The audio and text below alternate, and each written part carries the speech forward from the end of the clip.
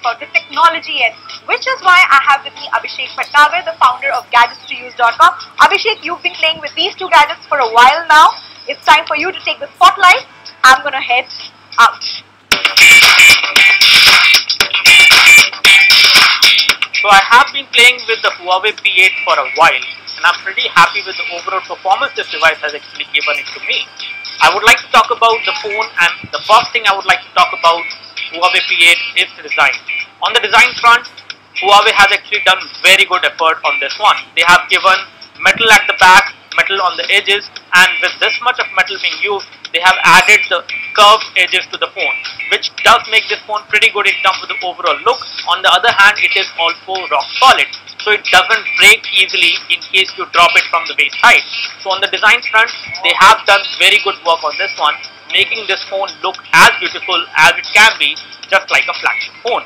On the display front, they have given a 5.2-inch full high definition IPS LCD display on this device, which is pretty good in terms of the overall color production. And the viewing angles are also very good. Irrespective from whatever viewing angle you actually take a look over the display, it does not feel bad. It does not look bad. On the camera front, they have given a 13-megapixel camera at the back of the phone, which is an autofocus camera, which can record high-definition video. It can also record slow-motion video. The overall clarity you can get from the rear camera is pretty good. And irrespective you take the photos in low light, they will look very nice.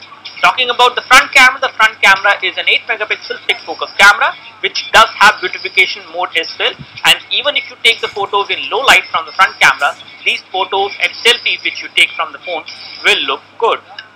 On the hardware front, they have given a Kirin 930 chipset, which is an Huawei octa-core CPU, which is coupled with 3 GB of RAM. On both of these things combined together, give an awesome performance on this phone. After using this phone for a while, I did not face any kind of UI lag. The phone did not hang for anything. Irrespective whatever you do on the phone, it can give you a pretty smooth performance most of the time without any issues. My initial verdict for Huawei P8 is actually a good go. I like this device as far my initial expressions are concerned. I would like to see this coming to India as soon as possible, and at an attractive price point, that would be a very good thing from Huawei. Let's talk about the band which has also been announced with this one, which is the Huawei Talkband V2.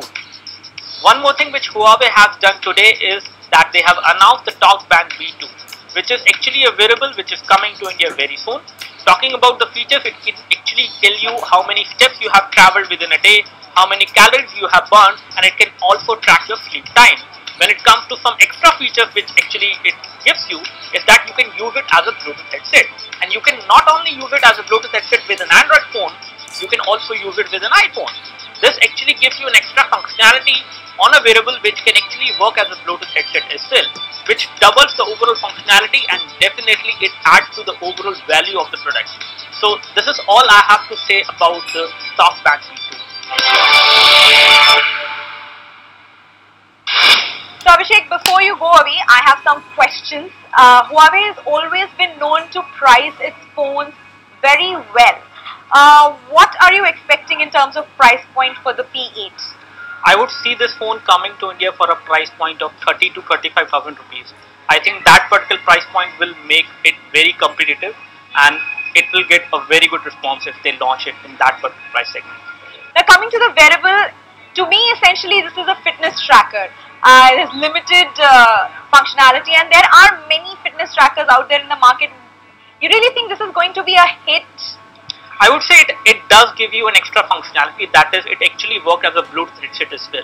I have seen many fitness trackers, I have reviewed them as well, but no one actually gives you an extra functionality like it can actually work like a Bluetooth headset.